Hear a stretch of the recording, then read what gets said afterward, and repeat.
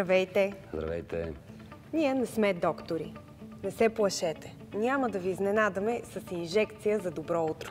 Ние сме синоптици на вашето здраве и ще ви изненадаме с какво? С коктейл от Фреш. Може, но ако в него има щипка билки, лъжичка метеорология, доза астрономия, капка дъждовни облаци и всичко това гарнирано с резънче луна. Това ми прилича на буренросен облак. Не, това е нашето предаване Доктор Време. Говоря за времето и за здравето. Да, защото времето е здраве, времето е движение. Времето лекува, времето е приливи и отливи, времето е относително. А каква е прогнозата за времето за следващата седмица? Студ за Великден, предсказват синоптиците, необичайно студено време. Не се случва всяка година щъркелите да носят пролетен сняг и да има суграшица. В цялата страна напоителен дъжд, гръмотевици, студено с температури от 5 до 12 градуса. Атмосферното налягане ще бъде малко по-ниско от средната месечна стойност. На 21 и 22 април слънцето ще изгрее за малко, но след това ще избяга на някъде. Много капризно време. Луната и звездите направо са полудели. За 2 седмици 2 затъмнения. Едно слънчево и едно лунно. Това е невероятно. Планетите ще разпънат Земята по време на Великден. И това се случва веднъж на 500 години. Този коридор на затъмнението, както го наричат астрономите, влияе страшно много на психиката и физиката на човек. На хората с хронични и сърдечно-съдови проблеми.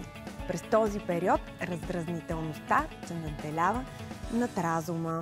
Добре би било по време на затъмнение да си вземете един контрастен душ. Така ще тонизирате организма и ще подобрите имунната система. Това е най-обикновено редуване на топла и студена вода, като се завършва с студена. Знаете ли какво се случва в нашия организъм? При редуването на гореща и студена вода се изпраща кръв от органите до кожата и периферията и обратно.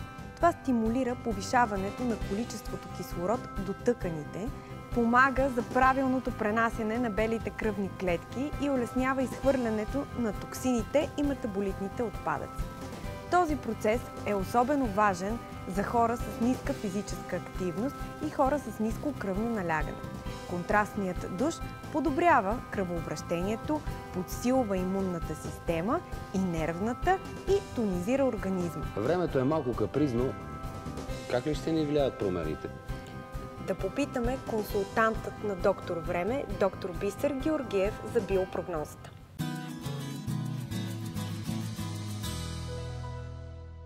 Дъждовното време изпра прашинките от въздуха и пухчетата от дърветата, което води до облегчаване на опакванията от страна на алергичните пациенти. Атмосферното налягане като цяло е стабилно, но времето остава студено, облачно и дъждовно, което би могло да провокира пристъпи от страна на сърдечно-съдовата система и очистяване на пристъпите на сърцебиене.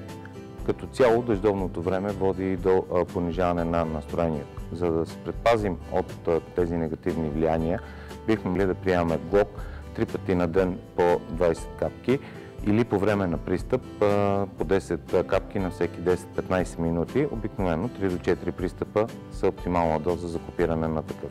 Времето ще е сънливо. Затова добре би било да пием и зелен чай. Освен, че възстановява и ободрява, той помага и при преяждане.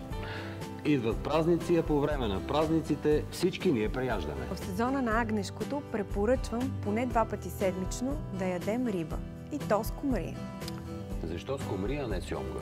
Защото скумрията е рибата, която съдържа най-много омега-3 наситени мазнини. Това ще ти помогне за хроничната депресия и за подобряване на настроението. Скумрията е точно толкова полезна, колкото и сьомгата, даже и повече. Освен това е и по-евтина. До вечера ще вечерям скумрия с чаша бяло вино. На здраве!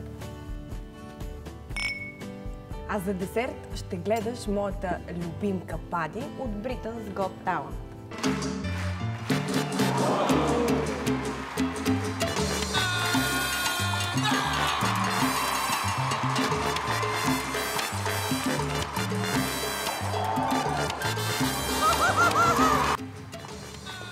Това е урок по щастие.